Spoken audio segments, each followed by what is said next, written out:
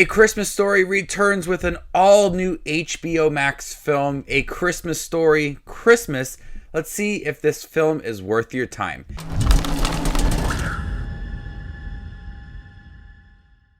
Hey everybody, my name's Justin here. I try to watch everything that hits theaters and on streaming services like HBO Max. If you guys are like me, make sure to hit the subscribe button down below for more up and coming content. Ralphie returns to give his kids a magical Christmas like the one he had as a child. Long-awaited follow-up to holiday classic A Christmas Story starring Peter Billingsley.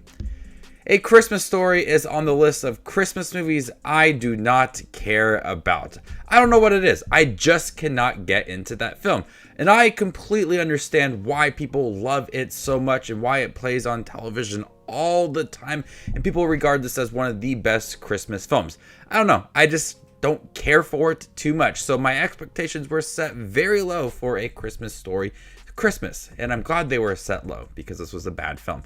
I just could not get into this movie. It was boring. The narration from Peter Billingsley as Ralph and all of the emotions, the excitement for Christmas, and the emotional moments surrounding the characters within the film, it's not there.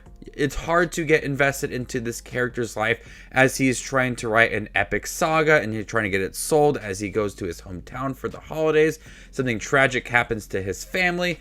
I just don't feel connected to any of those moments, and it's really hard to vibe with this film. I'm just sitting there watching it as it is just going through, and I felt it was so slow, so hard to just get through this movie. This movie relies on the fact that people absolutely love that Christmas Story film. People adore that movie, and the filmmakers don't care who knows it. Everything about this film has to be a nostalgic trip to that film and has to have all these nods.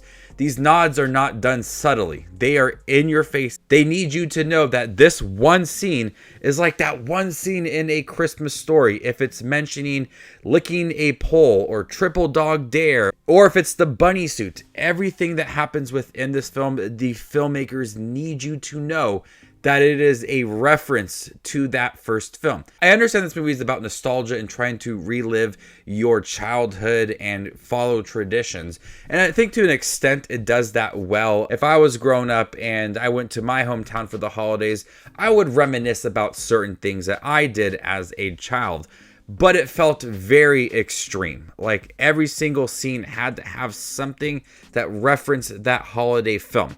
And it needed to be in your face. They need you to know exactly what is happening. But with so many references, it doesn't feel like it's a confident film. It doesn't feel like it's trying to be original or something to stand alone and be its own film. It has to rely on that first film to carry it through with the characters that are introduced, references, the story, the narration, the dreamlike sequences, everything feels similar to that first film. So I don't feel like I'm getting a fresh new story in this Christmas Story world. I feel like I'm just getting a rehash of that first film with a new story. There is, it isn't exactly the same thing. It's new characters and a new story. It's something that happens to Ralphie that he has to go home. But I would have liked to see a little more confident from this film, especially from Peter Billingsley as he starred as Ralph in the original film. There's no confidence to this character.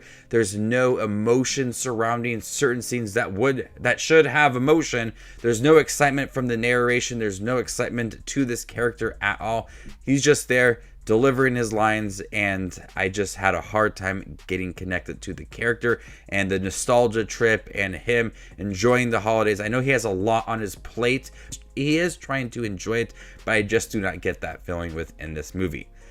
So Christmas Story Christmas relies so much on that first film, and I know a lot of legacy sequels do that, but they also feel like they do something new. This is not that film. It feels like the same thing with the same jokes, referencing certain moments and relying on that to push the movie forward. So before I give you my score for A Christmas Story Christmas on HBO Max, make sure to check out my channel. Here I do movie reviews, trailer actions, ranking videos, tier lists, all that fun movie related content that you see on YouTube. I do it all here, so hit the subscribe button and get it all in one spot. And if you'd like to see where A Christmas Story Christmas ranks amongst all of the other 2022 releases I have seen this year, follow me on Letterboxd and there you can find my ranking. I'm going to go ahead and give A Christmas Story Christmas a C-. Thank you guys for checking my review for A Christmas Story Christmas on HBO Max. Have you guys seen it by chance? What do you think about it? Let me know in the comment section down below and stay tuned for more up and coming content like this. My name is Just Watches Movies and you guys stay classy, YouTube.